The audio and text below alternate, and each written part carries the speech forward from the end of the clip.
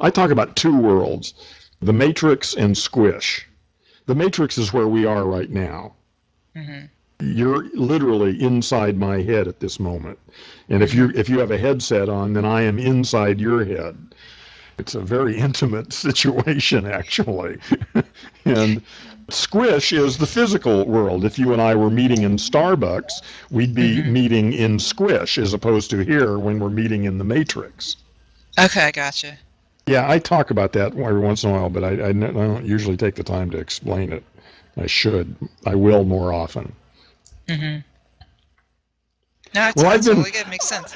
Yeah, it does make sense. And I for some reason I have been hesitant to use the word squish because it's so cutesy, or I don't know. But I needed a way to talk about it that sort of de-emphasized its uniqueness, because people talk about reality as opposed to in here. They want to talk about out in the real world. And that's bullshit. That's no more real than this world. Yeah, I think they're both real. Who was I just saying to not long that I had a teacher in college that used to say, you're in the academia, that's not the real world, and her response was, academia is my real world. Yeah, that's bullshit. Yeah, they're both real. There are many realities, and they're all real, and they're all quite different. Yeah. And the Matrix is completely awesome for all sorts of things, way better than Squish for all. One of the only things Squish is really good for is sex and eating, and all the monkey business is really much better in Squish. People who go to Second Life for sex are really pathetic. What's Second Life? It's a beta version of the movie Matrix. You have an avatar and you walk around and talk to people, and they have whole sex areas. And your avatar has sex? Yeah. Oh gosh. Okay. I guess. Actually, I don't know exactly how they do it or just what it. I really am not quite sure, but I've got a pretty good imagination.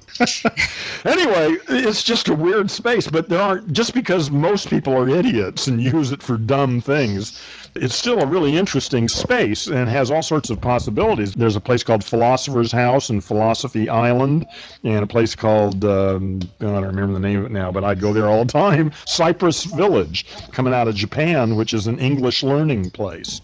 And people go there to learn English. Oh, wow. And, that's interesting. Well, yeah, it's a fascinating place, but like I say, sex there is really pathetic. I had a friend who said that her husband talks differently and about different things when they cell phone than he does when they're in person. Oh, yeah. That makes sense. Because you're in each other's head. I've also realized that, wow, when somebody's talking to you on the phone, they're really in your head, like your thoughts. And there's a big difference. I don't know if you've heard me talk about this, about whether you're getting audio in both ears or just one ear. Have you heard me talk about that? No. Because there's a huge difference between talking on a cell phone when you're holding the phone up to one ear, or whether you've got a headset on that gives you audio in both ears. Sound is lateralized in the brain, and just like vision is and all sorts of things. And about 90 or 95% of the fibers of the left ear go to the right hemisphere and vice versa. So when you're only getting audio in one ear, literally only half your brain is involved. I didn't know that. The difference when you have both ears involved, the same signal is crossing the brain, going to the other side. It creates a whole different pattern of interaction in your brain than you get when you're only listening with one ear. So I learned about that a long time ago, and it took me a long time to get sensitized to it. But now it's like, I can't stand to talk on, my phone I usually have a headset on and it goes into both ears, so it's not a problem on this phone. But on phones I've had in the past, I never could have real conversations with people on the phone because I felt handicapped. After a while, I became really more sensitive to this thing. The phone was great to call somebody and tell them I'm going to be 10 minutes late. But if they wanted to start a real discussion, I just felt like I couldn't do it. Not really well, anyway. And I think that's true, actually. So I refuse to talk with people sometimes if they're on a phone. If they want to talk about something real, I tell them, get audio in both ears and then come back and talk to me. That makes sense completely. I mean, it's a different experience with the headset on than just with one. Yeah. And Well, even I put the first, headset onto the speakers on. yeah, well, yeah, it does, as long as you're getting it in both ears. I mean, that doesn't work well for this for other reasons, but at least it gets audio in both ears, and that's that. See, I first noticed, and you can do this yourself. It's really pretty dramatic. I noticed this first when I was in Vietnam. That was when transistor radios first became a big deal. They were these little radios about the size of a pack of cigarettes, and that was a new thing. and you could put a headphone in it and this little earpiece, like a hearing aid kind of thing, and you could stick it in one ear and you could listen to the radio.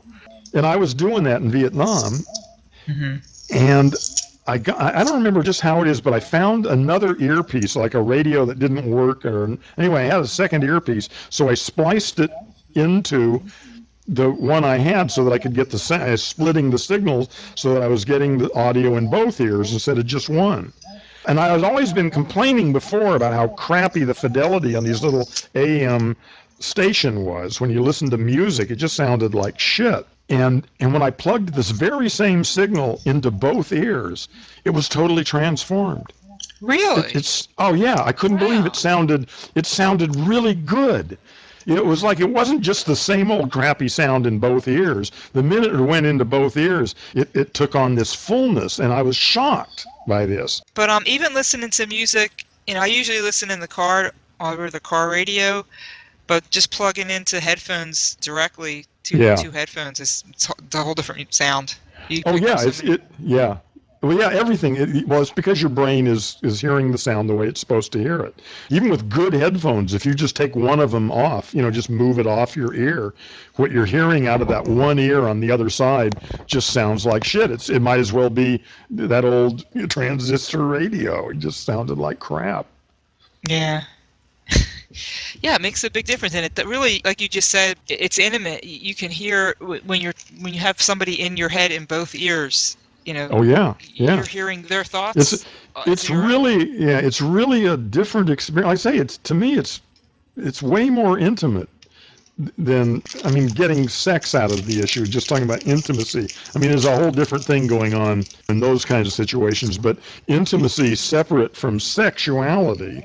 I don't think it gets any more intimate than having your voice right inside somebody's head.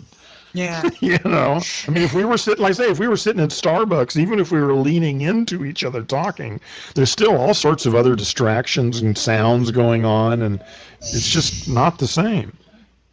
Absolutely.